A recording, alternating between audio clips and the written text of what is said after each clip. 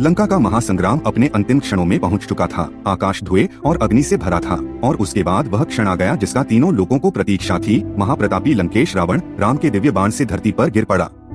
चारों ओर जयकार गूंज उठी। वानर सेना उल्लास से भर गई। अधर्म पर धर्म की विजय हो चुकी थी। लेकिन इस ऐतिहासिक विजय के बीच मर्यादा पुरुषोत्तम राम पूर्णतः शांत खड़े थे। उनकी आंखों में न गर्व था न क्रोध, बल्कि एक गहरा करुण विषाद था। लक्ष्मण और पूरी सेना को लगा कि अब प्रतिशोध का अंतिम अध्याय लिखा जाएगा। जिस रावण ने माता सीता का हरण किया, जिसने असंख्य पाप किए, उसके शव का तिरस्कार होगा। लेकिन राम की दृष्टि शरीर पर नहीं, आत्मा पर थी।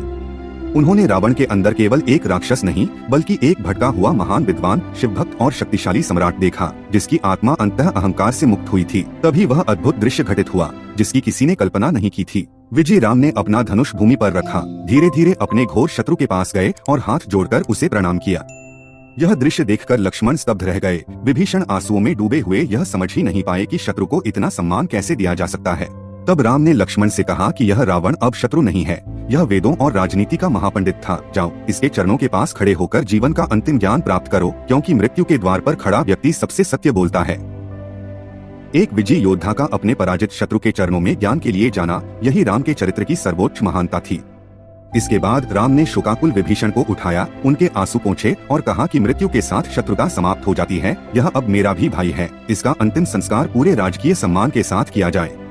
उस दिन रावण का अंतिम संस्कार किसी राक्षस की तरह नहीं, बल्कि एक महान सम्राट की तरह हुआ। और राम ने केवल रावण को नहीं हराया, उन्होंने अपनी क्षमा से घृणा और प्रतिशोध को भी पराजित कर दिया। जब सूर्य उदय हुआ और राम, सीता और लक्ष्मण लंका छोड़ने को तत्पर हुए, राम ने पीछे मुड़कर लंका की ओर देखा। उनके चेहरे पर शांति और क्षमा की मुस्कान थी। तो मित्रों, रामायण हमें जीवन का सबसे गहरा सत्य यह सिखाती है कि सबसे बड़ी शक्ति बाणों में नहीं, क्षमा में होती है। किसी को हराना आसान है, लेकिन उसे क्षमा कर देना ही सच्ची विजय है। तो हमेशा याद रखना, प्रतिशोध तुम्हें भीतर से जला देता है, लेकिन क्षमा तुम्हें भगवान श्री राम जैसा बना देती है।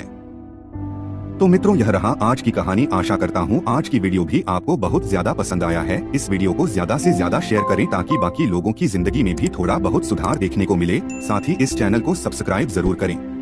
क्या आपको पता है धर्मराज युधिष्ठिर क्यों एक सामान्य कुत्ता के लिए स्वर्ग में प्रवेश से इनकार किया था? यह कहानी जानने के लिए नीचे दिया वीडियो जरूर देखें। यदि आपको हमारा यह वीडियो पसंद आता है तो हमें आप अपना आशीर्वाद यहाँ पर दे सकते हैं। बहुत बहुत धन्यवाद। नमस्कार।